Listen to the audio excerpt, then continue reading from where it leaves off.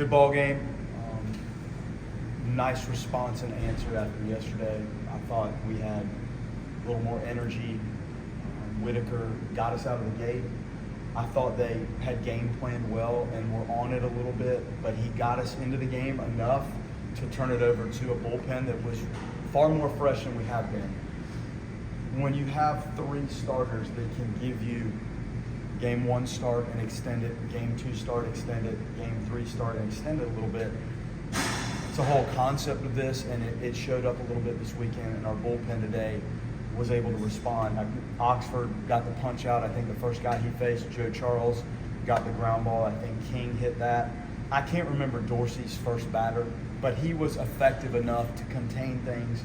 Clearly, if you execute the double play, it's a different eighth inning, a lot different. And then Armstrong executing pitches at the end. The fastball's away to the right-handed hitter, and the sliders to Hoy. It was a nice sequence, and Micah called a good game today. Today was difficult. The guys were frustrated after yesterday, but I felt like they recalibrated and rebooted and came out, and we played clearly far better. Tibbs, great at-bats, management of what he was doing, and it's not easy. That pitching staff, there's a lot of stuff coming at you with that staff. Lefties with really good changeups. They use their changeups really well. They have a variety of righties.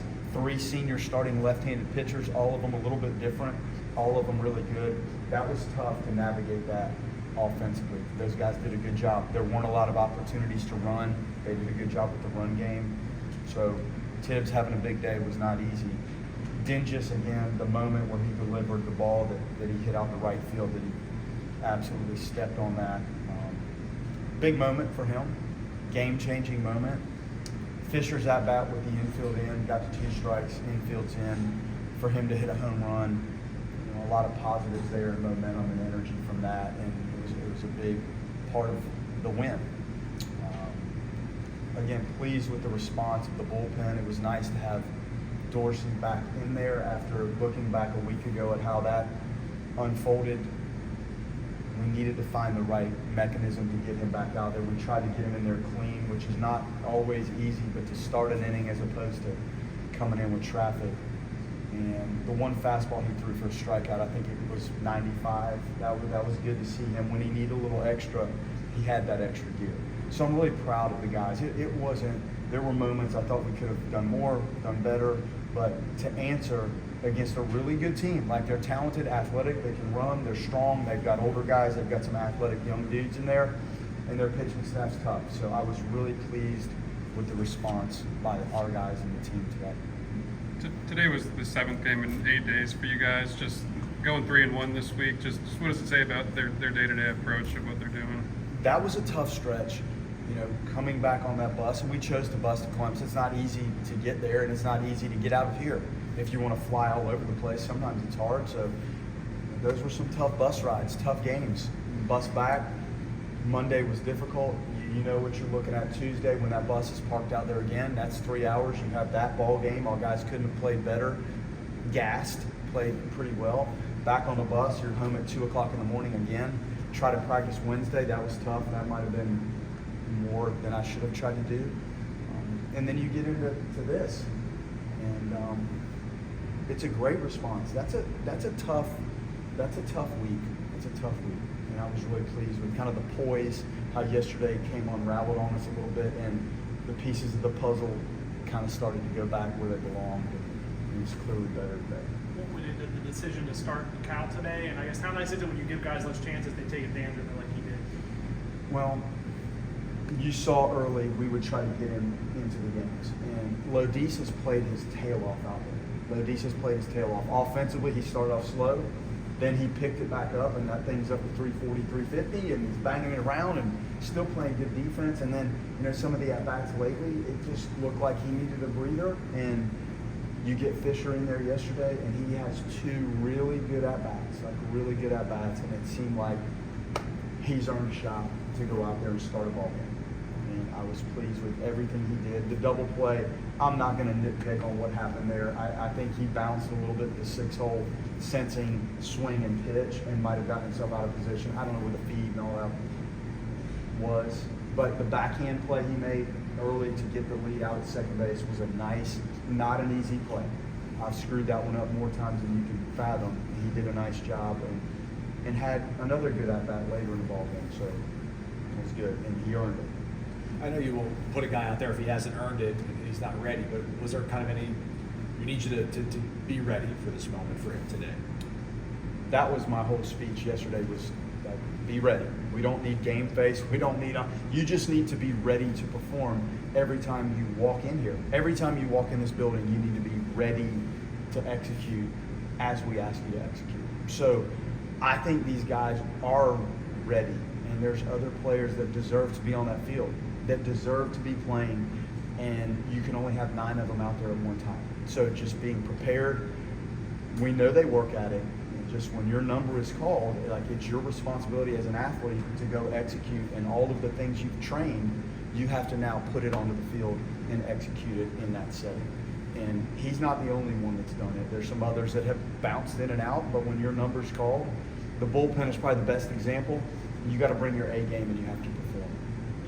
I'm sure you knew last weekend was not indicative of the bullpen, kind of what this bullpen can be. How nice was it? I mean, talk about today, but I think all week that unearned run today was the only run the bullpen gave up all week in 4 games. And that's great. Like, we have parts down there. Like, you build this and you try to match up the best you can to give the entrance to the game in a favorable matchup for us. Now, they can pinch hit, and then that happened today.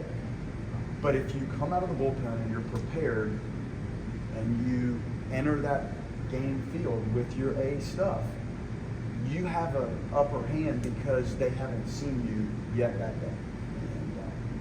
And we execute. It was well done, and it was not easy to go through what happened in those 2 or 3 innings. It was 2 or 3 innings, 127. It was a couple innings that bit us up there, and they bit hard, and they hurt. And to say shake it off, you try shaking that off when you're pitching. It's not easy.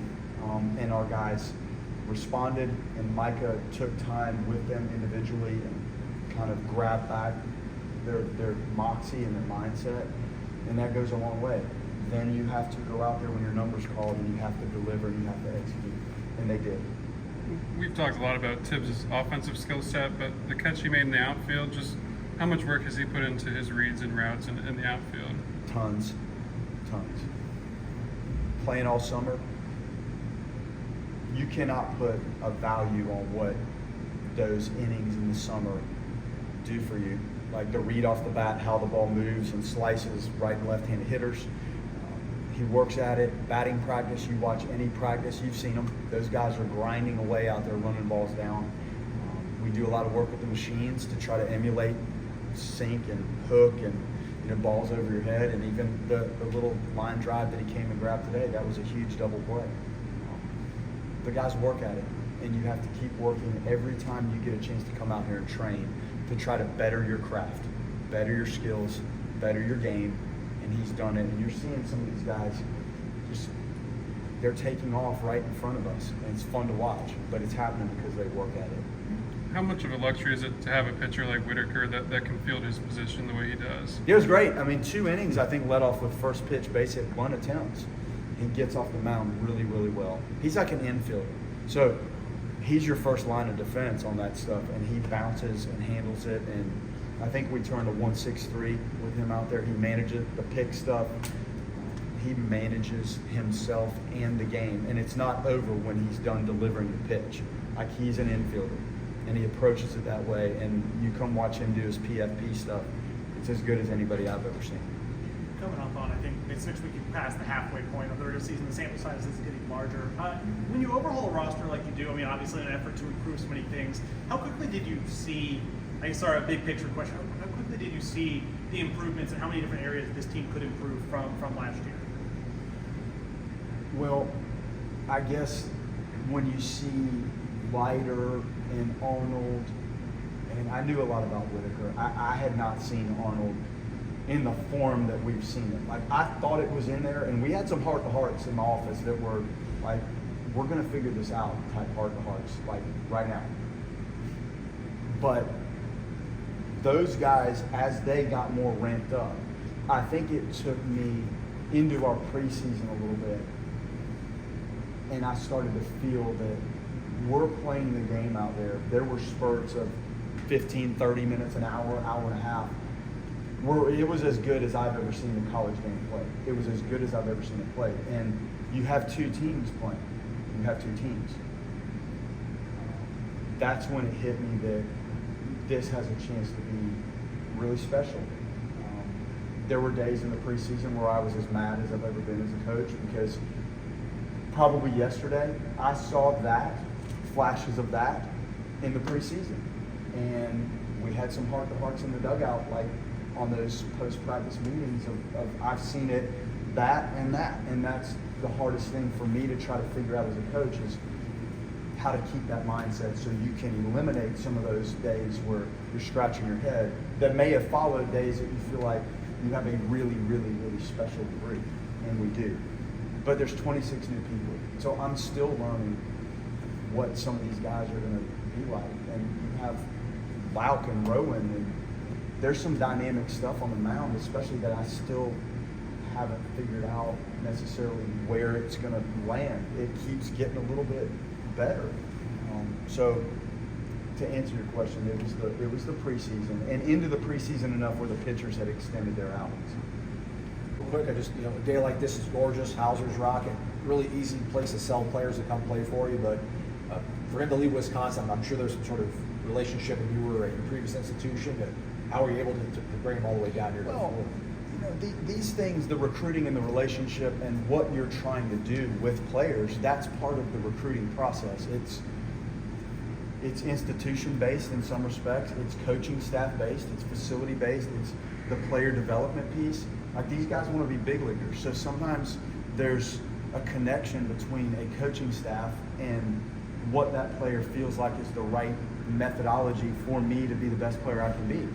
And he was committed to us at Notre Dame, and when we ended up here, it was logical that he followed because of a lot of reasons.